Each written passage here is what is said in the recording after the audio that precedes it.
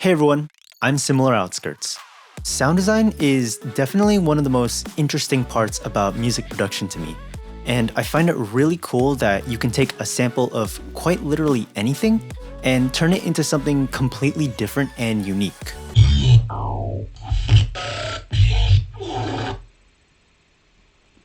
So today, I wanted to do a fun little challenge where I try to do some sound designing using a VTuber's voice. For those of you who don't know, a VTuber is a YouTuber who uses a computer-generated avatar. So why did I choose a VTuber? Because they're cool. For this session, I'm going to be using a clip of my favorite VTuber, Amano Pikamee, along with her friend Tomoshika. Before we get started, I wanted to give you guys a quick reminder to leave a like on this video and subscribe for more content. Doing so would be very much appreciated. Alright, let's dive right into the session. So here we have a very family-friendly sample. Let's kill him! Yeah! And before I get into that, I kind of want to start by laying out some drums first. So I'm going to do that. Go here and take this neat samplifier kick. Put a little bit of compression here. Let's get a snare here. I'm going to take out the low end and give it a little compression. That's good. Let's find some open hi-hats. This one. This one sounds good. Let's put this on every quarter note. Let's get one more closed hi-hat. Yeah, let's put this all on the offbeats. And let's find a crash cymbal real quick. I also want to lay out the sub bass so I know what kind of rhythm I'm going for here. Let's work in D sharp here. Yeah, that sounds good. Cool. Alright, we're gonna open up SERUM, and let's find a sample here that we can put into SERUM. Yeah! Yeah! Okay, that's good. Put it into SERUM. Alright, you can kind of hear the original sound somewhere in that wavetable. Let's normalize all the frames, crossfade the edges, and spectral morph. Usually I like to make my growls just by taking any sample and just applying some bend minus on it, just to make it a little more crunchier. You can already hear that it's starting to become a lot more crunchy and gritty. Let's choose a specific portion of this wavetable. Okay, that should do. Ooh, that's nice. Okay, let's make a little LFO here. I'm gonna also add another oscillator just for some more bass. Alright, that should be good. A little white noise couldn't hurt to add some high end. Cool. I'm gonna add a filter now so we can get some vowelliness out of it. I'm gonna use LFO2 and we're gonna make a little sweeping motion here with a high resonance. Let's turn the drive up here.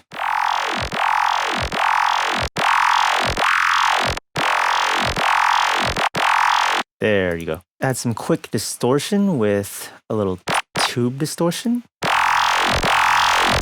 Let's add a little flanger to make it a little more interesting here. I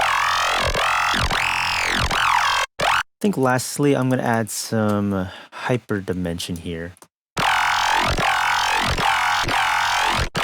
Let's draw in the pattern here real quick. Where's that E flat? There it is. Add some more effects afterwards. Let's take out the low end. Usually with my basses, I like to add a utility so I can make the basses a little more mono. There we go. Alright, we have a really cool first bass hit. Let's find a nice sample real quick to layer on top of this.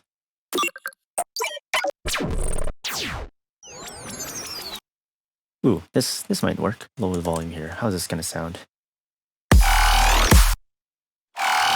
Actually, let's choose a different part of this sample. Yeah, that should work. I think this sub bass could use some more harmonics, so for this second oscillator, I'm gonna pitch it up by 1 octave and 7 semitones up here. There you go. See here, you have the main sub bass down here, but you also have this one more sine wave above it, just to fill up the space a little more. Okay, let's find another sample here for the next bass sound.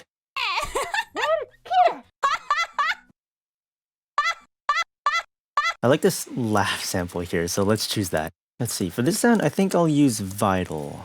And let's bring this into Vital. So let's see what we're working with here. Okay, not too much, but I think we can work with it. By the way, I'm super new to Vital, so bear with me while I try to BS my way through this. It sounds very similar to the bass we just made, but I think we can change this up. Let's add a lower layer here. Actually, real quick, let's add the MIDI down here, just so we know what we're working with. E flat. Let's put this LFO on the squeeze here. There's some movement there. Let's add a little filter. Let's choose this one. I think I want another LFO on this filter, and it's just gonna slowly rise here. Let's quickly add some distortion with a soft clipper. Ooh, that's a little too much ease. Actually, that's kind of nice. Let's also add another filter, actually. Let's see if this will help. Let's use a high pass. What other distortion effects do we have? Actually, let's try downsample. Ooh. Maybe I could add a third oscillator here. We could try the LFO on this. Maybe some chorus will help here. Ooh, that's wide. Let's see if we can add some more post-processing here. Let's see if we can find some other samples here to layer on top. Yeah, we could try these samples here. Maybe we can stretch these out here.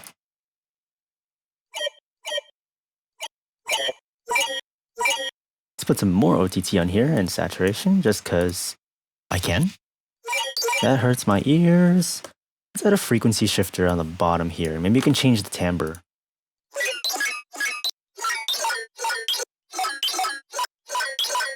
I like that. Let's quickly copy this over. We can make a slight variation here. Let's go back in SERUM here. Let's see if we can just put some macros in different spots so we can change the sound a bit more. Maybe over here on the bend minus. Let's put the macro here on the flanger.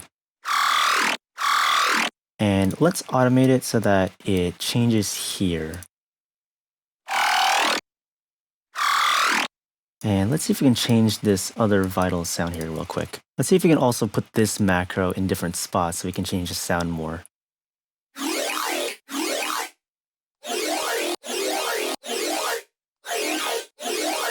I have absolutely no idea what I'm doing here. Actually, I think I might like that better.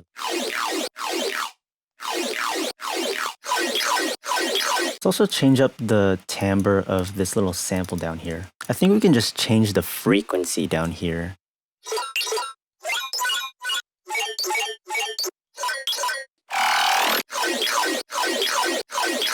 Maybe this sample could use some chorus, actually. Yeah, that works. You know what, let's just master this. Let's see what happens if we master it. I think we can add some extra stuff in the background now to make things a little more fresh. Maybe we can find an offbeat sample in this. Let's kill it. That could work, but let's change this sound up a bit more. Okay, maybe some tonal delay will help here. And let's just add chorus, cause why not? I think we can make a nice little arpeggio out of one of their voices here. Let's take this sample here. And I think I can auto-tune it so it stays at a specific pitch here. Okay, let's see if I can force this into D here. Okay, so let's chuck this in the sampler. Make it more plucky now, like... Okay, plucky sound. Let's add some reverb. Let's add a saturator. Why not? Let's just write a really simple arpeggio pattern in the background. I want some more high end on this arpeggio. Let's add an erosion. There we go. That works. Alright, lastly, of course, we gotta have a pre-drop sample. So let's just grab one of them saying something here. Yeah, that could work. Just stretch these samples here, here, here. There we go. I'm gonna copy that tonal delay effect here. Let's get a drum fill. Yeah, I think this ride cymbal will do well here. I think I'll add one more tiny little riser here. Let's draw a little pitch bend like this. Maybe an octave up. I also like to take this pitch knob in the sample and hold and bend it down as it approaches the drop. Like this here. Okay, I think we're done. So let's take a final listen at this thing that we made.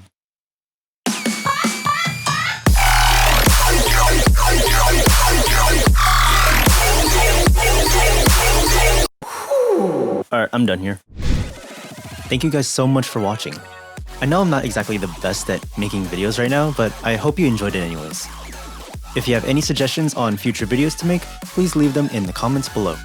Subscribe to the channel if you're interested in more content, and follow me on Twitter to stay up to date. If you'd like to support me further and get some awesome rewards, please check out my Patreon. I'll see you in the next one.